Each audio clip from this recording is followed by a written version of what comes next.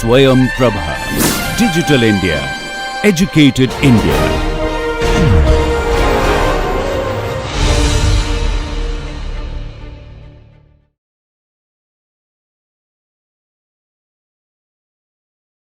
We learned how to do the modeling, right? And first, added mass radiation damping excitation force, already kind of confusing. Now I talk about two impulse response. One is radiation impulse and also excitation force impulse. And we always say, wow, this system is not causal. How come, right? And you wouldn't imagine that way. Before the hammer hit your mass, the mass is moving. But for the wave, that is true, because the interaction of wave propagation and the mass. Okay, so this how long it will interact depend on the size. Okay. Sir, thank you for a nice lecture. I have two queries. I just split the questions in the two different parts. First one, in many papers when I read, people are not using this force impulse thing. They are trying to calculate f of t at a particular omega. Let's say that omega may be a natural frequency of that particular structure.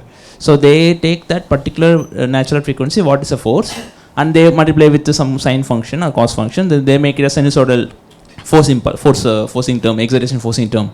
So here what we are using in the infinity added mass is which means there is some at infinite frequency. What is added mass? So that value it comes. So one added mass I have, but when I'm trying to calculate for a radiation impulse function, so I have to consider all the data points on all the frequency.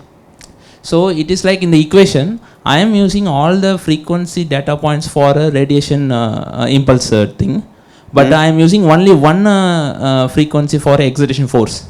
Okay. So this understanding I need to know that. Okay. So there are two reasons here. One reason is frequency domain, everything can be understood easier, right? So as I said here, and you have frequency dependent parameter. You just imagine that x is capital X times e j omega t, one frequency, right? And you say when you do the simulation and look like you look into one frequency, but you use all the frequencies to calculate the impulse, to calculate the radiation force, right? The reason is, now look into this equation here, right? And the reason you use one frequency, because the excitation force, if you measure the displacement, you use the displacement as input. So this part is complicated. It's non-causal, right? In time domain simulation, you want to make it simple. This is why most of the paper, your literature you read, in this part, they didn't use wave input. They just use force input. Okay. Okay. You use force input because this is non-causal for the conveniency. And however, when you calculate the radiation damping term here, using convolution, you find you need to consider all the frequencies. Make sense? Right? You use all the frequencies so that you can calculate the radiation force impulse. And here you use single frequency, time domain. Okay. Professor, to follow up with the question that student has raised.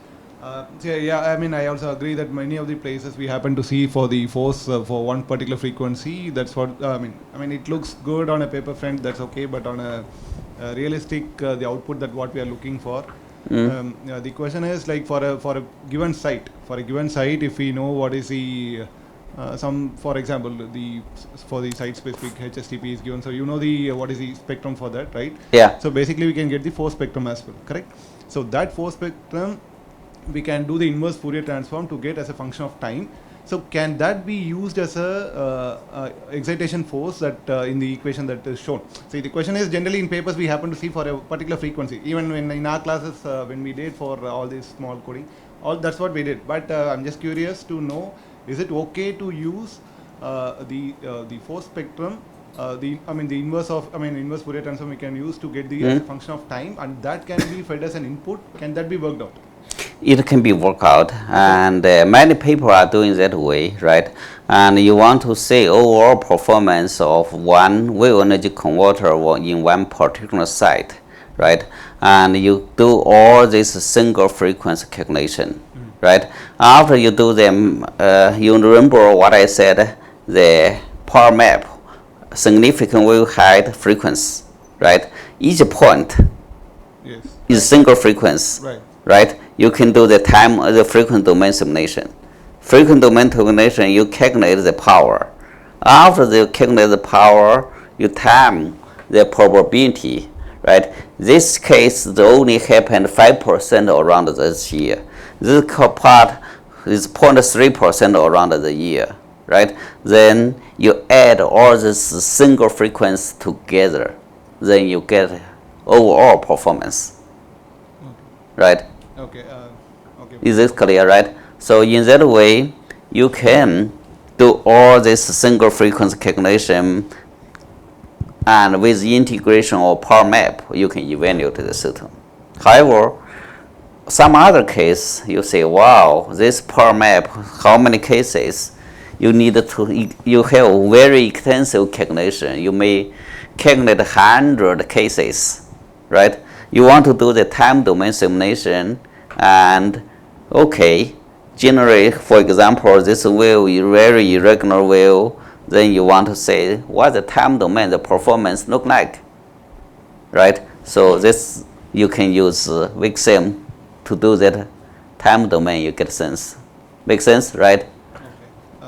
To summarize our discussion, is it so for a given site, if we are knowing what is the scatter table, HSTP table, for a given site, I think I remember you were showing about that as well, right? What is let me bring up the previous lecture, the slides, and so this kind of fluid basic. That is what we did here, and right. So this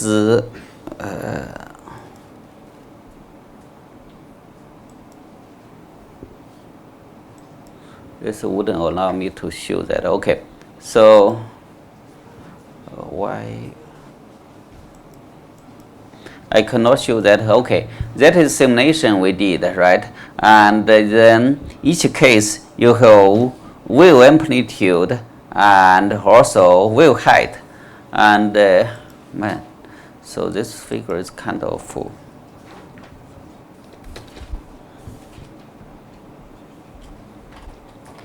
So this file is not open, right? Let me open it again. Let me close this and open.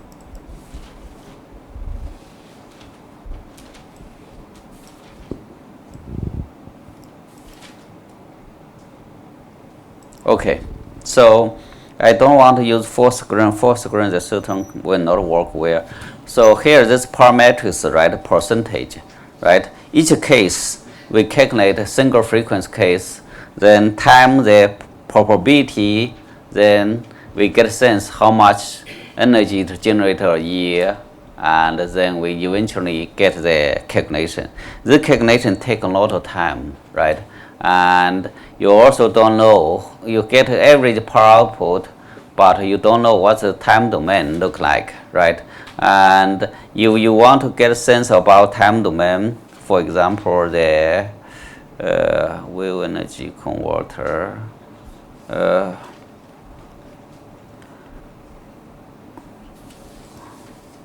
Okay, you want to you want to simulate the time domain, and you can use time domain simulation with the probability with the, let me say that way.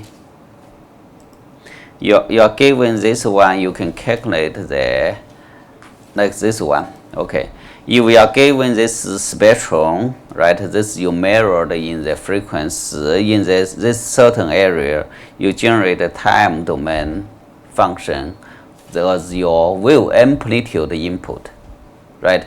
Wave amplitude input, you calculate excitation and calculate the radiation force. Then the time domain simulation, you can see what's look like. Okay.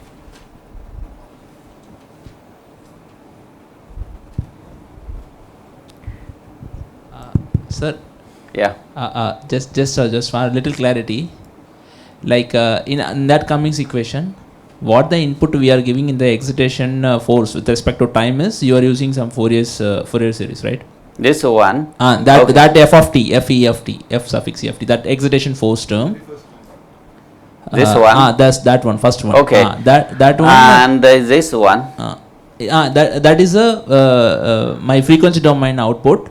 So I am using all the frequency data, right? All Yeah, the frequency force you data, you are using there, and you are applying that. Right. I want to convert. This is let's say you are analyzing the regular waves.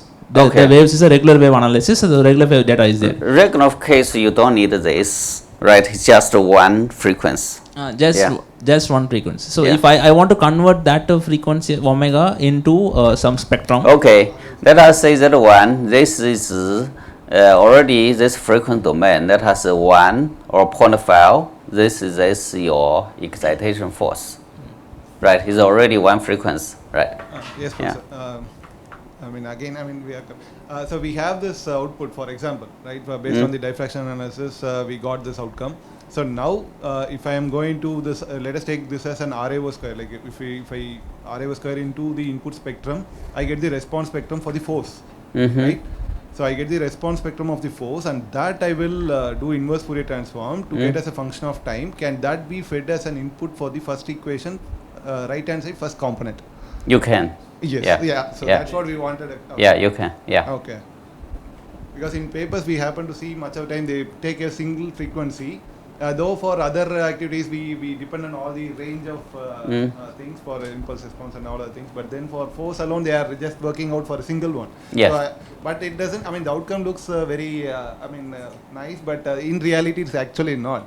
It's kind of you will get an irregular outcome basically, right? So Yeah. that's what we wanted to get clarified. So we can use it, right? Right. Okay. Right. Thank you, sir.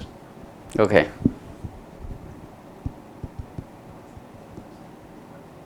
Sir, can I ask? Yeah, please. Can I use the? You want to use the board? You want to write? Yeah.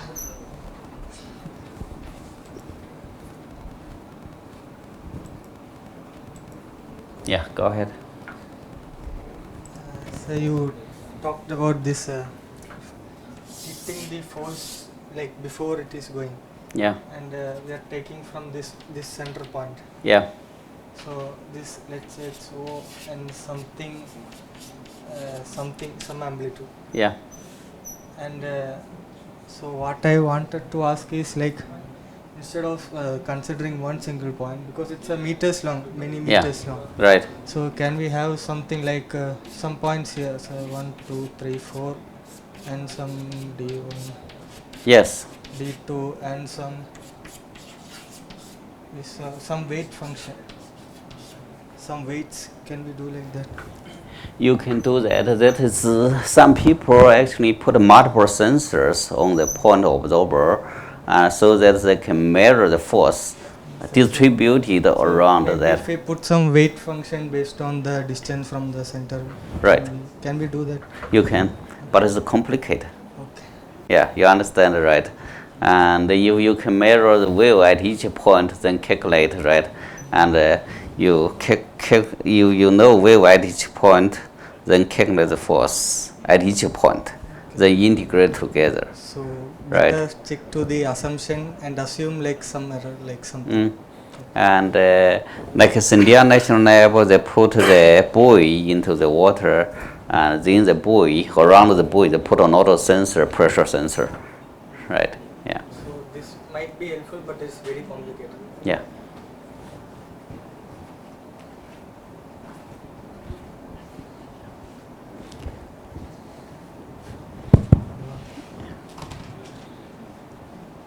Any other question? Again, I want to say, we talk a lot about theory, right? As I said, I want to emphasize the physics, right? If you understand the physics, then you can have your own idea, right? How to do something new, right? If I just give, okay, this frequency dependent parameters, right? Then you understand, right? Okay, I can understand the paper, but it's hard to come something more creatively, right? And a lot of ideas are very simple, right? Like 2 papers I show you.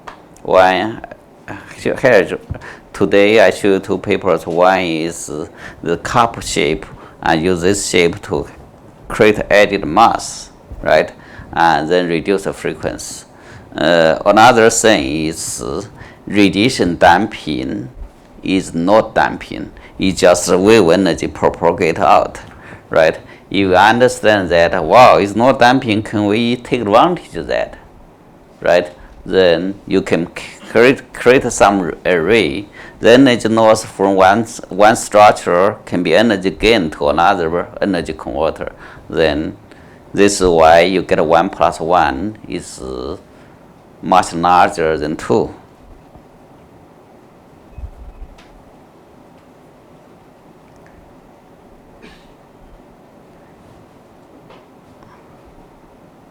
I don't know, you just now you get his point or not. His point, okay, you said the force come before, come to the center, we interact with the buoy, right?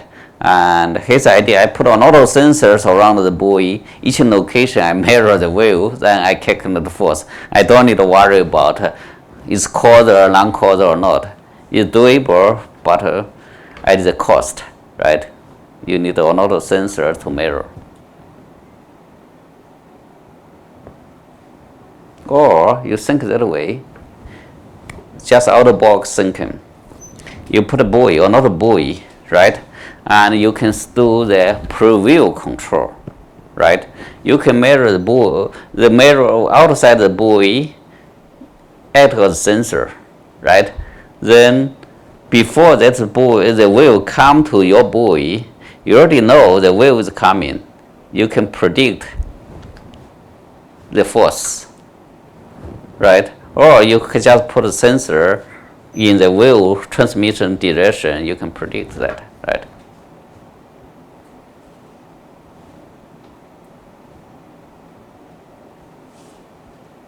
So, and here I didn't explain, today I didn't explain the power in the system yet, right? And for the wave energy converter, another paper say, okay, we want to take as much as power possible. You just think about physics. The buoy is moving up and down, right? Then what's the idea to maximize the power to the system? You guys play swing set, right? With case swing set, if this person move towards you, right? You let that hand draw, go back, and when it go another direction, you push that, right? Come again, swing set example, okay, right? Swing set like that. And when you want to make this more faster, right? When it come towards you, then you don't get force. When it goes that direction, you push that, right?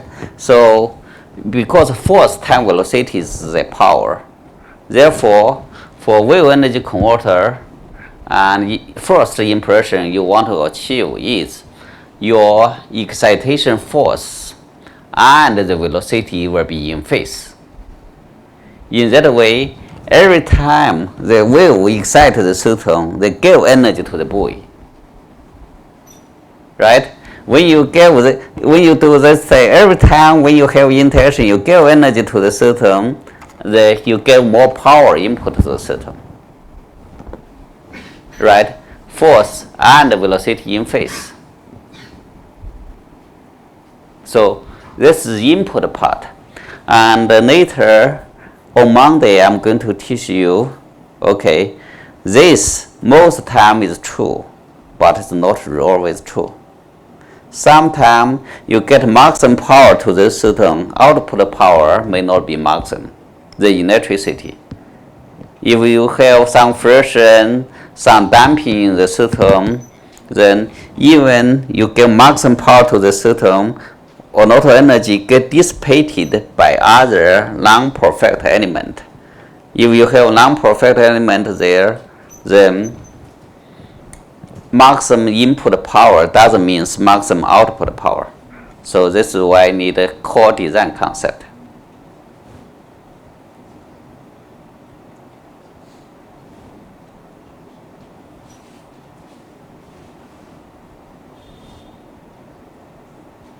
And let me say it way. After that, we discussed so much about hydrostatic stiffness, right? Hydrostatic stiffness, rho g time cross section area.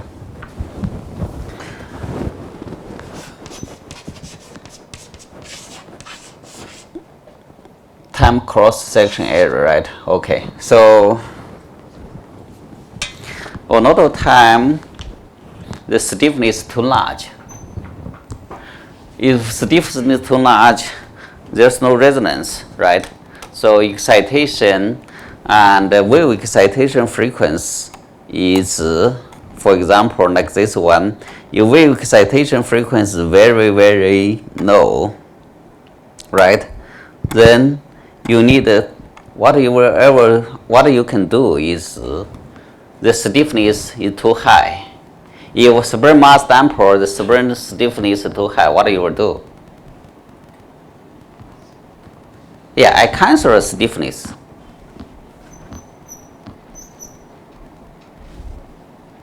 I create a negative stiffness. If my stiffness is 100, right? Now it's too high. I want to have 10. I create a negative stiffness, negative 90. How to create a negative stiffness? Right, use active control. Right, active control. You sense the velocity. You sense the displacement. You have negative time this type of displacement. You create a negative stiffness.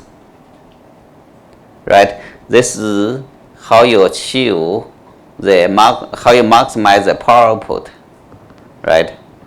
You think about the box negative stiffness spring damper or spring, you cannot achieve that. Okay, I can use control to achieve that. What's the risk? Negative stiffness, you use spring, negative spring. Ideally is fine, but if you have imperfection in the system, right? For example, power electronics, how to create such kind of force, there's efficiency there, right? So another thing is, what if there's uncertainty, right? We say our vibration system, nothing is linear, right? We have linear assumption. You want to cancel that. What if in some situation, then you cancel too much? The system is not robust, they become unstable, right? If you become unstable, you can not get energy, right? So there are a lot of things you can think about that. Okay, we are going to discuss more. The course is a little short. There are a lot of things I want to teach you, but we don't have enough time. Just now we talked with Dr. Vijay, say what we are going to teach you next lectures, right? And as I mentioned that, and to Dr. Vijay, we are going to cover a little bit about environment problem. We are also going to cover a little bit about cost problem, right? So we are engineer, but we need to consider the cost. Eventually, your system design is perfect system, ideal system, but tweak a pencil, then no one will buy, it will be, everything just stay in the lab, right? So when we design the system, we also need to consider the environment impact. For example, the PTO part, and if you have some PTO, there's water, there's operation oil inside. If there's water, not water, liquid leakage, then they create pollutions, right? And another thing is this system you put in the water. What if there's some noise, right? Or you have electromagnetic impact to the marine mammal, or the type of thing we need to consider, right? So, and PNL Pacific Northwest National Lab, Dr. Corbin, she did excellent work looking into the marine environment impact to the environment. So there's a state of science report about marine environment impact. Okay. So, and when I teach course at the University of Michigan, I have such kind of lecture. We have more time to cover, right? Or sometimes we also invite them for the guest lecture. So in this course, probably such kind of important topic, I want to just get your mindset, and but I only give you very, very short part, 15 minutes, whatever like that. Okay. What else you guys want to learn, right?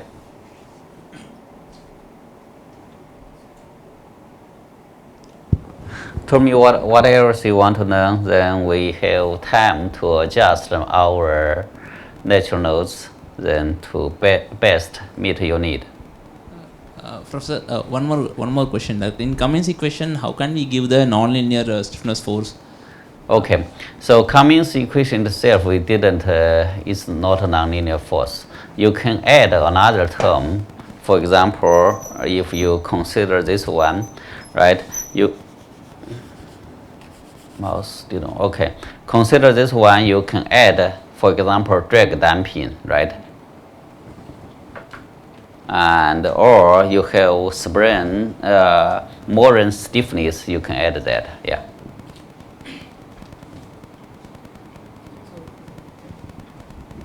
So, Professor, I have another questions related to the Cummins equations.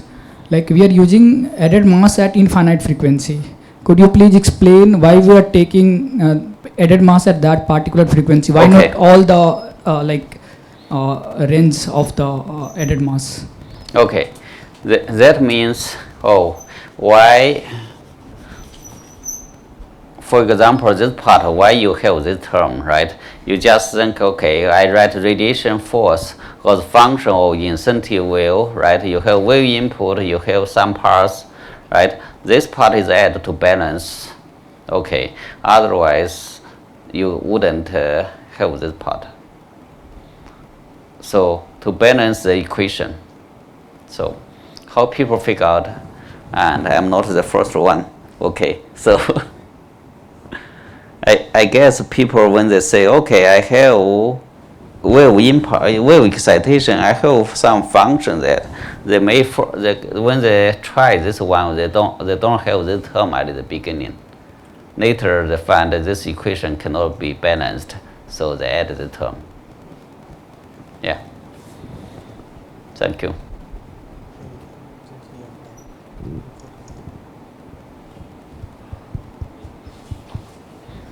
So we have not an equation, we talk about that, but really I want to get the physics insights crossed. Then you understand the physics insights is more important, right? And however, with this physics insights, you can write your own equation, right? Create your own knowledge. Yeah. Other question?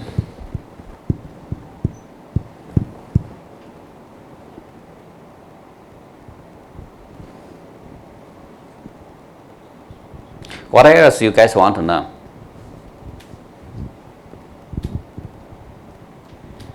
Again, I said this lecture initially I prepared for with the assumption, and people have background of fluid and vibration, whatever like that. And this way, when we talk about that, it's for the people who stay college 2 years, it's above head, it's okay. Yeah. And you get the idea and you think more. Then when you read the paper, you say, yeah, I know this concept.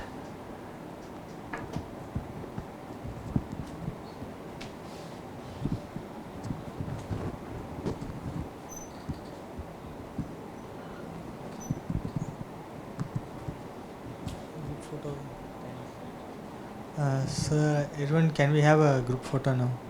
Since we have time. And also I need.